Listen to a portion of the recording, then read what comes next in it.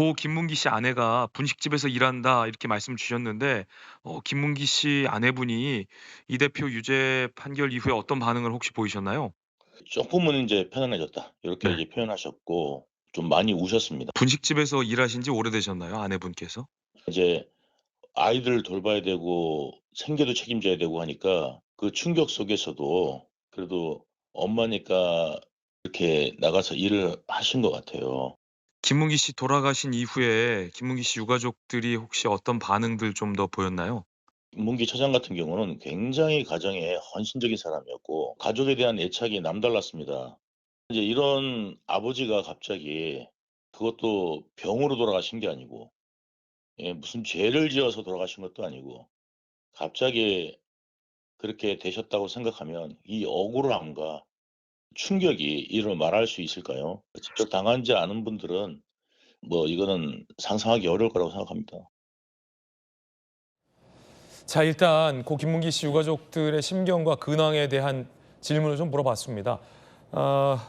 호주 출장도 유동규 전 본부장이 김문기 씨를 데려갔고, 유동규 전 본부장은 이재명 대표가 편안하게 여기고 잘 아는 사람이라 사람을 바꿔서 김문기 씨를 데려갔다. 그리고 다른 직원들 몰래 유동규 본부장, 김문기 씨 그리고 이재명 대표와 함께 골프를 쳤다. 라고 말할 만큼 김문기 씨에 대해서 잘 아는 인물입니다. 그래서 오늘 모닝콜로 전화를 해서 물어봤는데 고 김문기 씨의 아내가 남편이 갑자기 세상을 떠난 이후 많은 슬픔과 충격 속에서도 홀로 생계를 이어가야 되고 아이들을 키워야 된다라는 책임감 때문에 분식집에 나가서 일을 하고 있었고, 분식집에서 일하던 김문기 씨 아내가 이 대표 유죄 판결에 그나마 작은, 그나마란 표현을 썼어요. 그나마도 위안이 조금 된다라는 입장을 유동규 씨에게 밝혔다라는 내용 오늘 저희 돌직구쇼 취재로 전해드리고 있습니다. 그런 생각을 해봐요. 뭐 오신환 의원님도 아이들 키우는 아빠고 저도 아직 애들이 저는 어립니다만, 야 갑자기 내가 없으면 라는 생각이 들거든요. 그렇죠. 아내가 혼자 애들 데리고 어떻게 키울까? 근데 김문기 씨 아내는 이제 분식집에서 일을 해왔던 것 같아요. 네네. 좀 안타깝습니다. 그렇습니다. 이제 지금 현재는 아들은 대학생이고 딸은 고등학교 이번에 수능을 봤다라고 알려져 있는데 네, 그 당시는 이제 중고등학생 아니었겠습니까? 자녀들이 어렵군요. 그러니까요. 그러면 뭐 엄마로서 그 충격과 뭐 상실감도 굉장히 크지만 생계를 또 책임져야 되는 어떤 책임감 때문에 뭐 일을 안 할 수가 없는 거죠. 그렇죠. 그렇기 때문에 분식집에 가서 저렇게 일을 하는 거죠. 또 뭐 고통이나 아픔들을 잊기 위해서는 몸을 움직이고 뭐 일을 하는 것이 또 본인으로서는 그것이 약간의 도움이 될 수도 있으니까 네, 불가피한 측면이 있었을 거라고 생각합니다. 그럼에도 불구하고 워낙 그 가족들에게 자상하고 친절했던 아버지였고 남편이었기 때문에 그 가족들은 잊을 수가 없었겠죠. 그리고 이것이 계속 지금 언론을 통해서 뭐 이재명 리스크라고 하는 것이 거기에 포커스가 맞춰져 있고 재판 과정이 계속 언론을 통해서 드러나고 있기 때문에 사실은 1심이 판결이 너무 늦었잖아요. 지금 거의 2년 2개월 만에 1심 판결이 난 상황인데 그런 상황에서 얼마나 큰 고통 속에서 하루하루를 보냈겠습니까? 근데 어쨌든 1심 판결이 그나마 조금이라도 위안이 됐다라고 하는 말 자체가 너무나 가슴 아프고 네. 좀 안타까운 마음입니다. 예. 김문기 씨 아내에게 많이 상처가 되고 한이 됐던 것 같습니다. 마음이 조금 편안해졌다라고 하지만 많이 울었다는 거예요. 김문기 씨 아내가 얼마나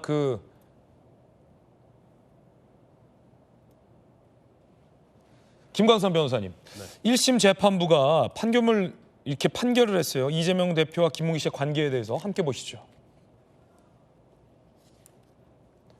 자, 판결문 내용 재판부는 이렇게 봤습니다.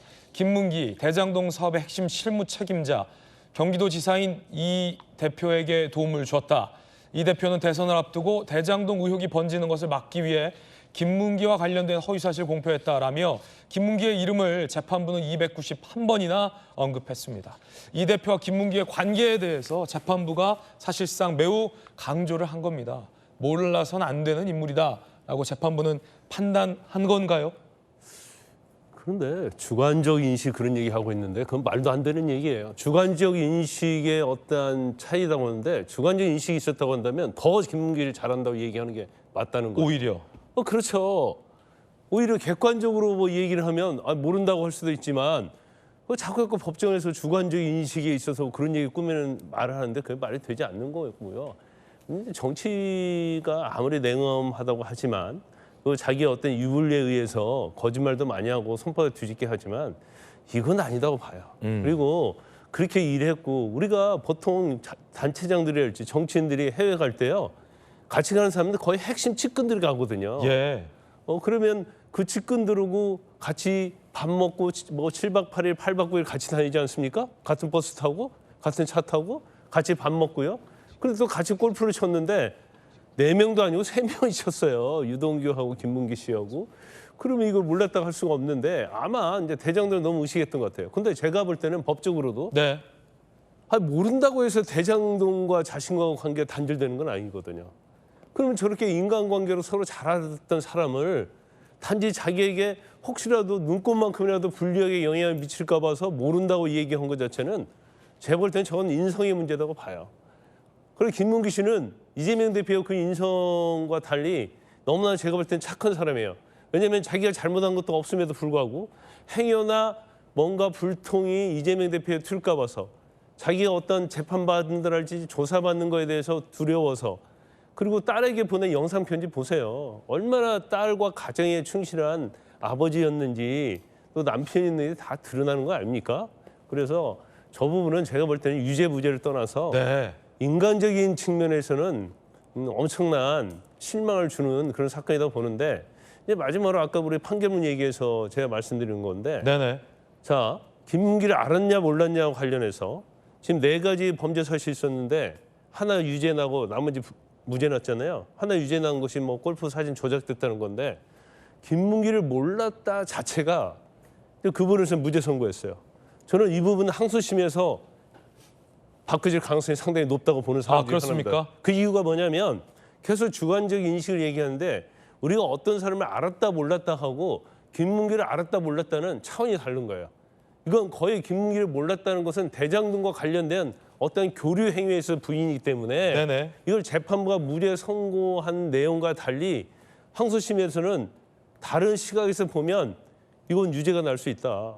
아니 명백히 모든 사실에 있어서 김문기를 알았다는 것이 드러나는데 어떻게 이거 자체 하나만 가지고 주관적인 인식이랄지 아니면 뭐 여러 가지 법적 구속 요건 가지고 따지는데 제가 볼 때는 이건 입체적으로 보고 전체적으로 봐야지 단순히 몰랐다 알았다로 봤을 때 무죄가 된 거지 이게 좀 더 깊이 들어가고 그러면 제가 볼 때는 항소심에서 이게 번복될 가능성도 상당히 있다 이렇게 봅니다.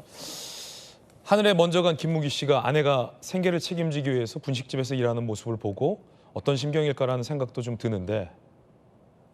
그 안타깝죠. 그러니까 사실 하나 어떤 지금 김문기 씨가 왜 그런 선택을 했을까요? 그러면 원인은 누구한테 있는 겁니까? 답이 나오는 거 아닙니까? 그럼 거기에 대해서 사실은 본인이 대장동을 부인한다 하더라도 어떤 인간적인 측면에서는 내가 모르는 사람이었지만 직원이었잖아요. 그 대장동 관련된 사람이었잖아요. 이것이 부정이고 부패고 그런 걸 떠나서 그럼 당연히 애도 표시를 하는 게 맞죠.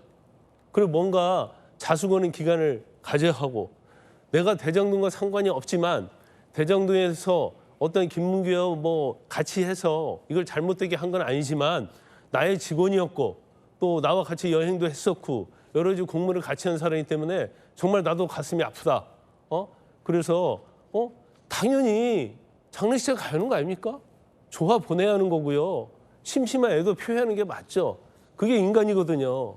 그러면 정치인에서 제일 중요한 덕목 중에 하나가 제가 볼 때는 아까 말씀드린 것처럼 인성이 그 중에 하나다고 보는데 아내가 일하는 분식집도 좀 가서 위로도 좀 하고. 그렇죠. 그런데 뭐 아예 모른다고 부인하는데 어떻게 분식집 가서 유료를 할 수 있겠습니까? 그럼 자기가 모른다고 했던 얘기가 잘못하면 거짓말이 드러날 수 있는데 그래서 그런 측면에서 보면 참 뭐 어떻게 인간적으로 그럴 수 있는가에 대한 개인적으로는 저는 굉장히 많은 비애를 느낍니다.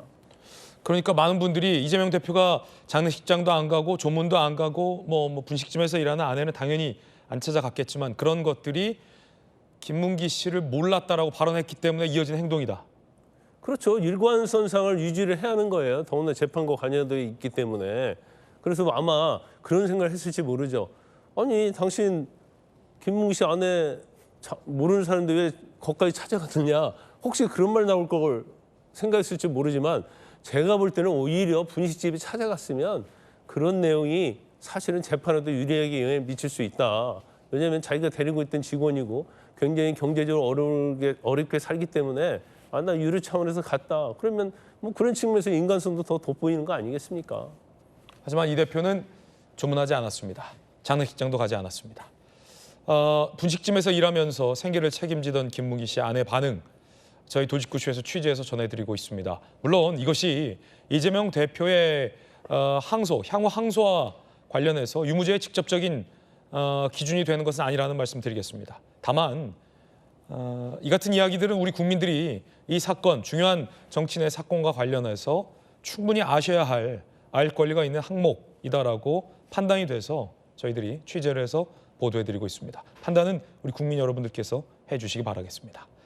골프를 친 것, 이재명 대표는 김문기 씨에 대해서 아직도 기억이 없는 사람이다라는 주장을 유지하면서 항소할 것으로 보입니다. 자, 같이 골프를 쳤던 유동규 씨에게 그래서 물어봤습니다. 정말 골프 치는 동안 이재명 대표가 김문기 씨를 잘 모르는 사람인 것처럼 대했느냐라고 물어봤는데요. 유동규 본부장 뭐라고 답변했을까요? 모닝콜 계속해서 들어보시죠. 유동규 본부장께서 호주 출장도 김문기 씨랑 같이 다녀오셨잖아요.